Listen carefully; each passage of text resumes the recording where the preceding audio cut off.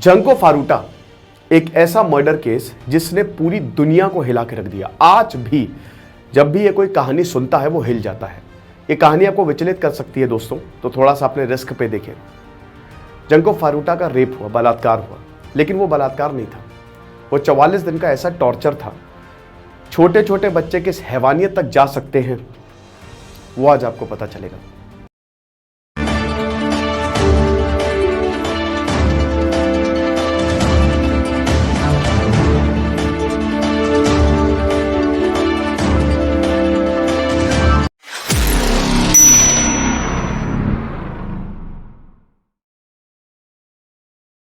करता हूं आप सब बहुत अच्छे होंगे। मेरा नाम है सिद्धांत अग्निहोत्री। क्राइम वर्ल्ड पे आपका बहुत बहुत स्वागत है। चैनल को सब्सक्राइब कर दो, 1 सेकंड लगेगा, फटाक से सब्सक्राइब कर दो, उसको शेयर कर दो। तो क्राइम वर्ल्ड का आपको पता ही है कि हम यहाँ पे सिर्फ क्राइम स्टोरीज लाते हैं, और स्टडी ग्लोस का तो अपना अलग चैनल है ही है। ओके, ये 4 पागल, इनकी बात करेंगे। इनको ABCD कोर्ट में बोला गया, ठीक है। सब के सब बच्चे थे। ये कौन है जंको फारूटा? कहानी कहां से शुरू होती है? कहानी शुरू होती है जनवरी 1971, 24 जनवरी 1971, जब जंको फारूटा का जन्म हुआ। साइटामा प्रीफेक्चर में जंको फारूटा जन्म लेती है। एक बहुत ही खूबसूरत लड़की, बहुत ही प्यारी लड़की। स्कूल में हर कोई बहुत इसको पसंद करता था। सिंगर बनना था, पढ़ाई में बहुत अच्छी। बच्चे बताते हैं कि इतनी अच्छी थी, हर किसी की मदद करना, बहुत ही पोलाइट, सभ्य, संस्कार बड़े अच्छे थे। आमतौर पे जापानीज ट्रेडिशन में बहुत ही कम उम्र में शराब चलने लगती है, लेकिन ये इन सब से दूर रहती थी, ड्रग्स से दूर रहती थी। ये 1988 का जमाना था, और बेसिकली इसके सपने बहुत बड़े बड़े थे। घर में भी काफ़ी मदद करती थी। पैसों की तंगी थी, तो इसीलिए पार्ट टाइम जॉब करती थी। जापान अमेरिका में नॉर्मल है पार्ट टाइम जॉब करना। पढ़ाई भी करो, पार्ट टाइम जॉब करो, ताकि आपके पढ़ाई के पैसे निकल जाएं। हम भी यही करते हैं, भारत में भी ट्यूशन हम सब पढ़ाते ही, हर किसी ने ट्यूशन पढ़ाई है, ये चीज़ है। तो ये एक स्टोर पे जॉब करती थी, है ना। और उसके बाद फिर एक इलेक्ट्रिकल कंपनी में इसको जॉब मिल गई थी, और 17 साल की थी, अपना जस्ट 12th पूरा ही करने वाली थी। और उसने बोला कि मैं ग्रेजुएशन जो है वो फैशन डिजाइनिंग से करूंगा, और उसके बाद फिर मैं सिंगर बनने का सपना था। आवाज़ बहुत ही प्यारी थी, टीचर्स भी बड़े खुश थे, बहुत खुश रहते थे इससे, और सबको लगता था कि ये बहुत बढ़िया काम करेगी, है ना। हर किसी से अच्छा बर्ताव, हमेशा स्माइलिंग फेस, डॉल जैसे एकदम। ओके, लेकिन 4 नवंबर को सब कुछ बदलने वाला था। आमतौर पे जंको फारूटा का ये शेड्यूल रहता था कि वो स्कूल उसका लगभग 2 बजे खत्म होता था, और उसके बाद वो पार्ट टाइम जॉब के लिए चली जाती थी, ठीक है। खाना ना खा के पार्ट टाइम जॉब के लिए चली जाती थी, और रात में 8 साढ़े 8 बजे तक आती थी घर वापस। तो बड़ा बिजी शेड्यूल रहता था, लेकिन उसको पैसे जमा करने थे अपने ग्रेजुएशन के लिए। मेहनती बहुत लड़की थी ये। अब इन चारों की बात करते हैं। ये जो हैवान आपको दिख रहे हैं, मैं हमेशा ये बोलता हूं कि जुवेनाइल्स जो है सुधारा जा सकता है, नो डाउट, लेकिन कुछ लोग ऐसे होते हैं जिनको सुधारा ही नहीं जा सकता। वो शैतान है, और उनको कड़ी से कड़ी, वो समाज के लिए अभिशाप है, उनको कड़ी से कड़ी सजा देनी चाहिए। हिरोशी मियानो, मिनातो, जो अगूरा, और यासुशी वातानेब, ये 4, ये 18 साल का था। और ये जो हिरोशी है ये मेन कल्प्रिट था, 18 साल का होने वाला था। ये नहीं, 18 साल का हो गया था, ये मेन कल्प्रिट था, यही मेन लीडर था। बाकी ये वाटानेब जो है वो 16 साल का था, बाकी ये दोनों 17 साल के थे। ये 4 लड़के थे। अब हिरोशी जो है वो उस समय का गांव, एक बहुत बड़ा डाउन था, याकुजी करके। तो ये भौकाल मारता था कि मैं उसको जानता हूं, उसके लिए काम करता हूं। इसका क्रिमिनल रिकॉर्ड था, फैमिली से कोई सपोर्ट नहीं, बहुत ही गरीब फैमिली, और क्रिमिनल रिकॉर्ड। इसका सेक्सुअल क्राइम्स इसने बहुत सारे ऑलरेडी किए हुए थे। ऑलरेडी इसमें ये टाइल कंपनी में काम करता था, स्कूल ड्रॉप आउट था, एक टाइल की कंपनी में काम करता था, और जब उसको वहां से पैसा नहीं मिला तो ये बहुत सारे क्राइम करता था, मारना, छीनना, रॉबिंग, रेप, ये बहुत इसके लिए आम बात थी, और ये करके निकल जाता था, किसी को पता नहीं चलता था। तो ये लगभग 14-15 साल की उम्र में इसने करना शुरू कर दिया था, और ऐसे ही सबका था। लेकिन इसका दबदबा चलता था, हिरोशी का, ठीक है। ये अपने तीनों दोस्त में दबदबा, एकदम भौकाल मारता था कि अगर हमारे साथ काम नहीं करेगा, और ये शैतानी प्रवृत्ति का था। तो अब ये इसको देखता था, जंको को देखता था जब भी ये वापस आती थी, ठीक है, क्योंकि रूट सेम था। तो एक दिन इन सब ने प्लान बनाया, 4 नवंबर रूटीन डेली, और ये वापस आ रही थी अपने घर से, बारिश हो रही थी, ठीक है। तो प्लान ये था कि ये जो लड़का था, जो ओग्यूरा, वो जाता है और लात मार के उसकी साइकिल को गिरा देता है। एक स्टोरी ये है कि हिरोशी ने, ये इतनी सुंदर थी जंको फारूटो कि हिरोशी ने इसको प्रपोज किया था, दोनों सेम स्कूल में थे, लेकिन इसने मना कर दिया था, इसलिए इसने बदला लिया। अब ये कितनी सच्चाई है हम नहीं जान सकते, लेकिन जो कोर्ट में पता चला हम वही बताएंगे। तो यहां पे साइकिल लात मार के साइकिल से ही गिर गई, ठीक है, और रात 8:30 बजे थे करीब। अब उसके बाद तुरंत वाटाने आता, दूसरा लड़का आता है, ठीक है, कहता है कि अरे बहुत मुश्किल है, अंधेरा हो गया है, रात है, तो चलो मैं तुमको घर छोड़ देता हूं। साइकिल से थी ये, उसने कहा चलो ठीक है आप घर छोड़ दो मुझे। लेकिन एकदम से हिरोशी और बाकी जितने भी लड़के सब आ जाते हैं, 4 लड़के, और उसके बाद उसको उठा के ले जाते हैं। बगल में एक पार्क होता है, तो पहले वहां पे बलात्कार करते हैं, ठीक है, हिस्ट्री। और आपको बता दूं कि उसी रात लगभग 6, 6:30 बजे के करीब हिरोशी ने एक और लड़की के साथ बलात्कार किया रहता है, यह चीज है, ठीक है। तो इसको पकड़ के ले जाते हैं, इसका बलात्कार करते हैं। अब उसके बाद क्या होता है कि जब ये हो गया तो इसको बोलते हैं, 4 लड़के हैं, और लड़की को बोलते हैं कि अपने घर में फोन लगाओ और बोलो कि कुछ समय तक तुम हमारे साथ रहोगी। तो ये बोल देती है डर के मारे, क्योंकि ऑलरेडी क्रिमिनल्स हैं ये सब। उसके बाद हिरोशी जो है इसको वेयर हाउस ले जाता है, जहां पे काम करता था, वहां पे रखता है, और वहां से फिर ये लोग बलात्कार करते हैं इसका। फिर वाटानेव का जो घर है, नहीं, मियानी का जो घर था, उसके घर ले आ जाते हैं, ठीक है, कि तुम्हारा घर है। और अक्सर इसका जो घर था मियानी का, ये जो 4 दोस्त है ना, मतलब 3 दोस्त, ये हैंगआउट्स के लिए यूज करते थे कि कोई पार्टी करनी है, किसी को लेके आना है, अय्याशी करनी है, तो इसके चलो फ्लैट को हम यूज करते हैं। तो ऊपर वाला पूरा फ्लैट था इसका, नीचे पेरेंट्स रहते थे। अच्छा, पेरेंट्स भी डर के मारे कुछ नहीं कहते थे, इसलिए क्योंकि हिरोशी हमेशा ये बोलता था कि मैं यहां के सबसे बड़े गैंगस्टर को जानता हूं, तुम बोलोगे तो तुमको भी मारेंगे। तो लड़की को ले गए। अब दोस्तों जो होता है वो बड़ा डेंजरस है, वो आपको विचलित कर देगा, ठीक है। 25 नवंबर की, सॉरी ये 25 नवंबर की बात है, मैंने 4 नवंबर बोला था। तो अब जब ये अडाची टोक्यो में जंको को अपने घर पे ले गया, बेसिकली जो वन ऑफ द किडनैपर, जैसा कि हमने बताया मियानो का घर था, वहां पे जो होता है वो किसी ने नहीं सोचा था। अगले 44 दिन तक जंको के साथ भयानक टॉर्चर किया जाता है।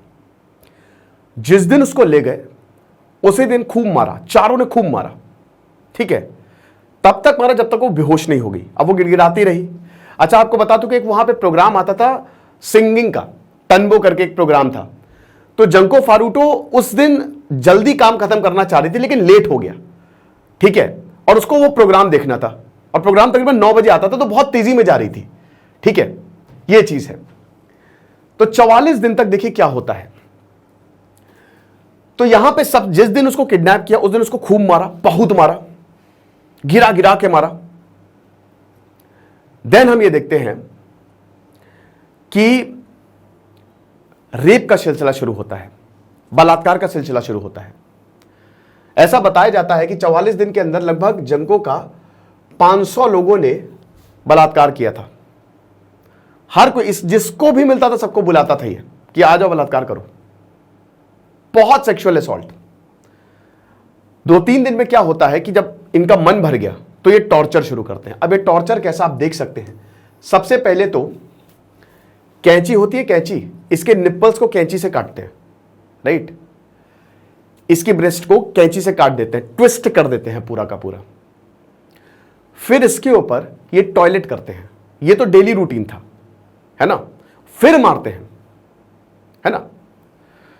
आयरन रॉड होती है, आयरन रॉड, बल्ब, जो जलता हुआ बल्ब होता है, मोमबत्ती, और जो वो नहीं होता है एक वो धारधारी हथियार होता है, इसके प्राइवेट पार्ट्स में वो इंसर्ट करते हैं, ठीक है।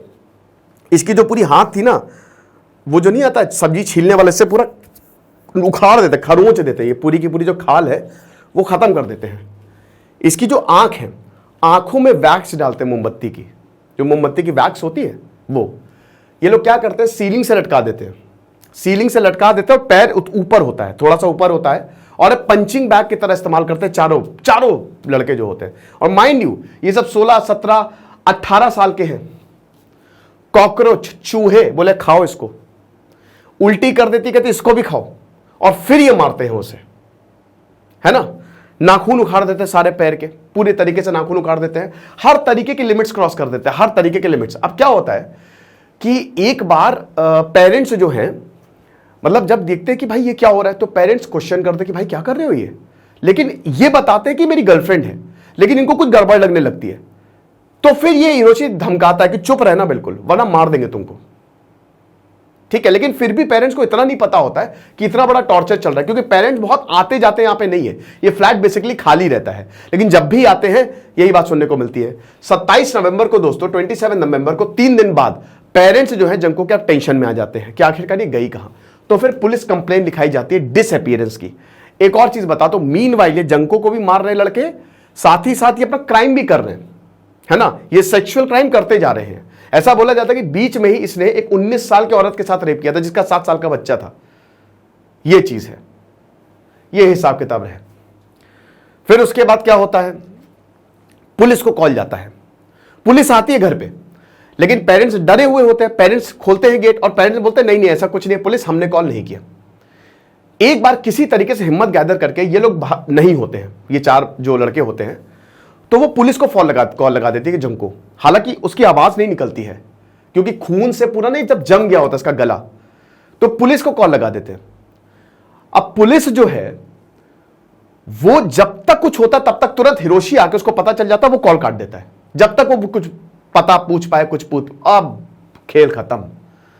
उस दिन जंको को बहुत मारा जाता है, बहुत मारा जाता है, इसके पूरे कपड़े उतार के इसको बहुत मारते हैं, ठीक है। डंबल्स होते हैं, डंबल्स इसके पेट पे जो वो जिससे वर्कआउट किया जाता है, धड़ाई धड़ एकदम, और बहुत ठंडी, जनवरी का महीना, तो ठंड में क्या करते हैं ये जंको को पूरा नंगा ऐसे बालकनी में फेंक देते हैं और पूरी रात ये वहीं पे रहती है, ठीक है। अब क्या है, इसी बीच हर किसी को बुलाते हैं जो भी इनका जानने वाला है, क्या हो, रेप करो, क्राइम, अलग अलग तरीके के लोग क्रिमिनल्स होते हैं, जाओ बलात्कार करो, जो करना है करो। अब इनका मन भर जाता है, अब कोई सेक्सुअल असॉल्ट नहीं होता, लेकिन अब सिर्फ असॉल्ट होता है। अब ये लोग अगर कोई भी फ्रस्ट्रेशन होती है तो ये इसको उसके ऊपर उतारते हैं। इसकी नाक है ना, नाक पूरी उधेड़ देते हैं, समझ लीजिए, ठीक है। ये चीज है। Golf clubs, iron rods, in fact आपको बता दूं कि एक किस्सा तो ये था कि जंको को टेस्टिमनी में पता चला कि फ्रिज के अंदर बंद कर देते थे, ठीक है, और 2-2, 3-3 घंटे तक उसको फ्रिज में रखते थे, निकालते थे, मारते थे, बेहोश हो जाती थी, फिर फ्रिज के अंदर डाल देते थे।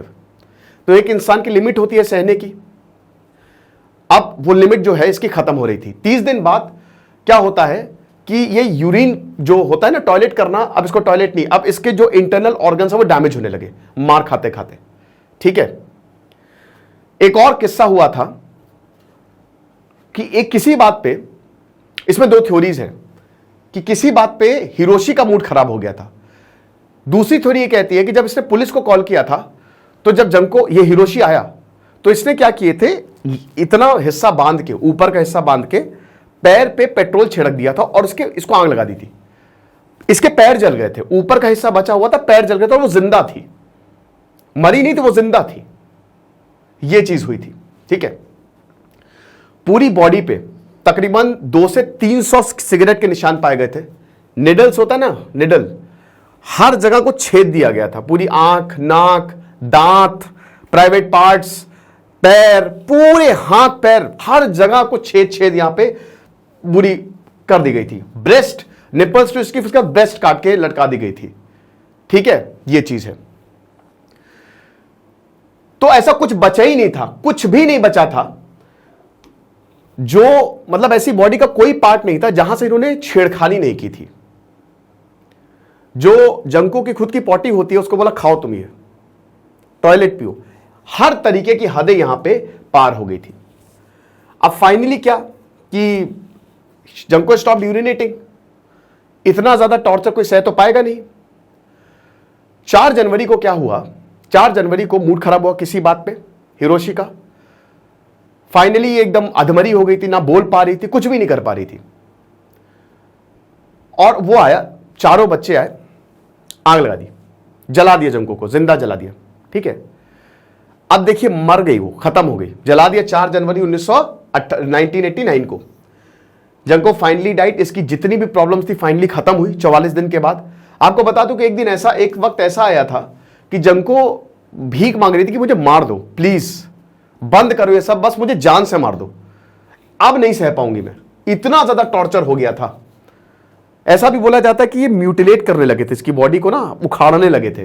ठीक है, खाल उखाड़ दी, कहीं उंगली उखाड़ दी, ऐसा, और ये हंसते थे हर किसी को बुला के। तो 4 जनवरी को मार दिया। अब देखिए मरने के बाद जब ये इसकी लाश थी, इसको बोरे में बंद किया और सीलिंग से लटकाया और 2 घंटे तक मारते रहे। कहते हैं वहशीपना।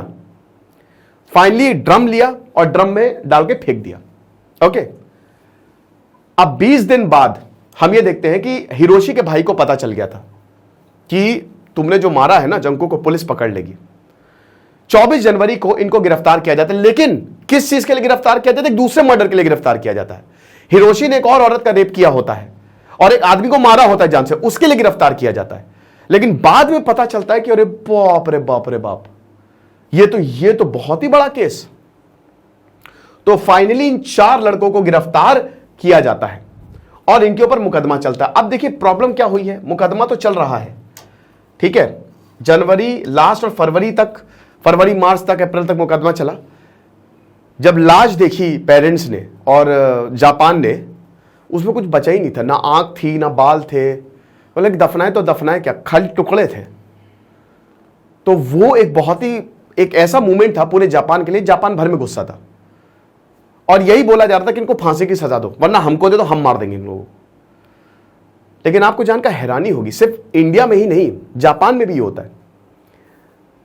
18 साल का हिरोशी था, किसी को भी फांसी की सजा नहीं मिली। हिरोशी को 20 साल की सजा मिली, जो कि मैक्सिमम लाइफ इम्प्रिजनमेंट होता है, और बाकी जो किलर्स थे 7-7 साल की सजा मिली, क्योंकि वो छोटे थे। उनको जुवेनाइल कोर्ट भेज दिया गया। 1998 में वाटाने बाहर आ गए जेल से। अब जब वाटाने बाहर आया, उसने एक और क्राइम किया। 2018 में ये हिरोशी छूटा जेल से, फिर इसने एक और क्राइम किया। 2018 में जब ये 38 साल का है, जब ये छूटा, तो इसने 32 साल के आदमी को इतना मारा कि वो मर गया। अब उसके ऊपर फिर उसको जेल में डाला गया, फिर उसको जेल में डाल के उसके ऊपर केस चलाया जा रहा है। ये हिसाब किताब है। गुस्सा दिलाने वाली बात इसलिए है कि इंसाफ मिला नहीं। ऐसा ही होता है, एक लड़की की जिंदगी खत्म कर दी, उसको मार दिया, टॉर्चर कर दिया, लेकिन जितने भी सब छूट गए, सब मस्त, लड़की पस्त, जो अक्यूज है वो मस्त, किसी को प्रॉपर सजा नहीं मिली। और आज भी ये जापान में जब भी इसकी बात कोई सुनता है, उनके दिल में गुस्सा है, बहुत ज्यादा गुस्सा है कि इतना क्राइम, भयानक क्राइम करने के बावजूद, जो कि हैबिचुअल ऑफेंडर हैं, हैबिचुअल क्रिमिनल्स हैं, इनको सजा क्यों नहीं मिली। ये रहा, ये एक ऐसा केस है जो आज तक का सबसे ज्यादा भयानक केस माना जाता है, क्योंकि इसमें हैवानियत की सारी हदें पार कर दी। जुवेनाइल तब तक ठीक है जब तक लड़के में या बच्चों में कुछ उम्मीद दिखे। ये तो शैतान थे, इनको तो उसी वक्त मार देना चाहिए था। और ये अगर अभी भी छूटेंगे तो ये कोई समाज का भला नहीं करेंगे, ठीक है। बट ये जापान के इतिहास में जापान के लीगल सिस्टम पे काला धब्बा है। तो ये लेक्चर था। कमेंट और डिस्क्रिप्शन बॉक्स में हमारे कुछ कोर्सेज का लिंक दिया, अगर आप अवेल करना चाहो तो बिल्कुल करो। साथ ही साथ चैनल को जरूर सब्सक्राइब करो। कमेंट बॉक्स में मुझे बताओ कि अगला लेक्चर तुमको कौन सा चाहिए। जो भी बोलोगे आपके सामने वो लेक्चर जो है वो हाजिर होगा। Thank you so much.